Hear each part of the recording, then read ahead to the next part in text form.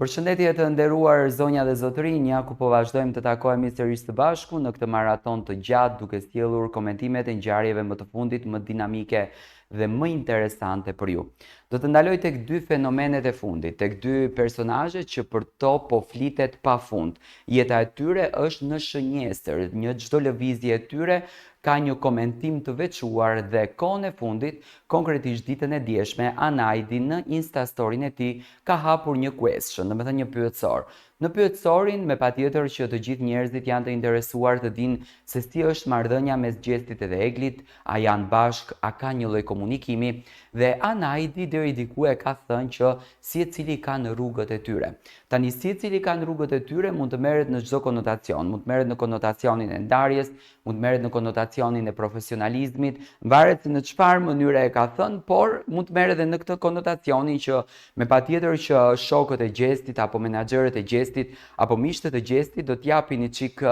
mesazhe provokative që Gjesti dhe Egli të mbeten akoma në qendër të vëmendjes. Por një detaj të cilin e kapa unë, besoj që edhe ju e keni kapur, por rastësisht unë e kam kapur këtë detaj, sepse ne gjithmonë kemi thënë nga lëvizjet e vogla kuptojmë gjërat e mëdha dhe në këtë rast kështu kuptojnë gjërat. Ishte një detaj i vogël ku Gjesti ka veshur të njëjtat atlete siç i ka veshur Egli tek Kënga Jetë. Domethënë në kopertinën apo në thumbnailin e këngës Jetë, Egli Taku ka veshur të njëjtat çizme siç i ka Gjesti, çizmet e zeza të veshura në fotografim profesionale që kanë nxjerrë në Instagrami i tij, që thuhet që është nga videoklipi që Gjesti ka punuar në Austri për këngën Veshu e Nreçu.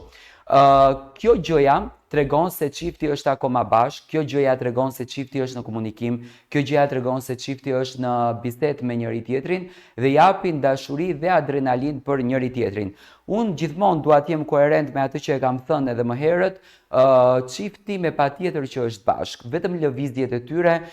vetëm mënyra se si ato i nxjerrin fotografitë dhe i shkrepin ato fotografi tregon gjithçka. Normalisht nuk do të ishte në interes të asnjëri që do të ishin ndarë, publiku i do që të dy bashkë, publiku i do që ato të jenë me njëri tjetrin dhe këngët e tyre janë të preferuara ashtu siç janë dhe ashtu siç vinë dhe për këtë gjë unë jam shumë i bindur që Gjesti dhe Egli vazhdojnë të jenë si çift. Ato me kastile nuk është se bëjnë lajka ndaj njëri tjetrit, nuk është se postojnë video në njëri tjetrit, sepse kështu erdhi forma e marketingut të tyre dhe kështu vazhdojnë të jenë akoma në skenë. Të gjithë artistët shqiptar po se bën një skandal nuk bëhen viral. Fundja fundit ky lloj profesioni ashtu e do, po bëre skandal je i komentueshëm, ku më pas ke mundësinë edhe ta demantosh. Unë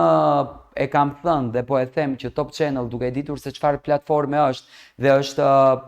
fabrika që krijoi këto fenomenet dhe po i mban akoma në skenë, me patjetër që do kishte dashur të përfitonte një këngë në kanalin e tij zyrtar, pasi që jo më kot kanali i Luiz Ellit u kthye në Top Media Music dhe po menaxhohet nga Top Channel, ku nën kuptohet që Top Channel po i merr lekët e të gjithë këngëve që dalin në këtë kanal, që shkojnë me klikime të frikshme deri në 29 milion për shembull është e klikuar një këngë. Dhe për të humbur këtë mundësinë ku Gjesti dhe Egli mos kenë asnjë këngë, Top Channel nuk ma merr mendja fare. Egli akoma nuk ka dalur në një intervistë për të folur edhe për këngën Jetë, akoma nuk ka fol asnjë gjë dedikuar Gjestit, apo qoftë edhe Gjesti të deklaron që marrëdhënia e tyre është mbyllur, përkundrazi ne kemi parë sinjale për shembull të tipit byzilik, varse, pantallona të njëjta, këpucë të njëjta, për shembull Gjesti ka veshur dhe xhinse me gurt, të cilat i ka patur dhe Egli më herët. Domethënë lëvizjet e tyre menjëherë tregojnë se ato të dy janë bashkë dhe se çifti